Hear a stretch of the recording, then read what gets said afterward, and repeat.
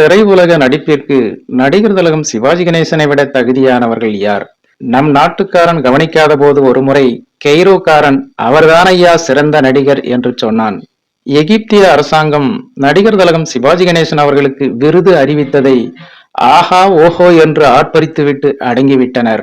அதன் பிறகு பிரெஞ்சுக்காரன் தனது செவாலியர் விருதை சிவாஜிக்கு அளிக்கிறான்.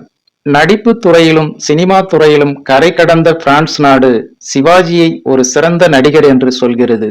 ஆனால் இந்திய அரசாங்கம் நடிகர் திலகம் சிவாஜி கணேசன் அவர்களை கண்டுகொள்ளவே இல்லை. ஒரு தாதா சாஹிப் பால்கே அவார்டு கொடுப்பதற்கு சிவாஜியை விட சிறந்த தகுதியானவர்கள் யார் இருக்கிறார்கள்? யோசித்து பார்த்தால் இப்போதுதான் சந்தேகமெல்லாம் வருகிறது. சிவாஜி கணேசன் ஒரு தமிழனாக பிறந்தது தானா? ஆளுங்கட்சிக்கு சாதகமாக இல்லாததாலா? எது எப்படி வேண்டுமானாலும் இருக்கட்டும்.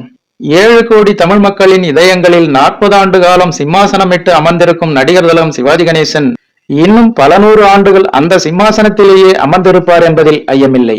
இந்த பெருமை ஒன்றே நடிப்பு பல்கலைக்கழகம் சிவாஜி கணேசன் அவர்களுக்கு போதும் என்பது குறிப்பிடத்தக்கது.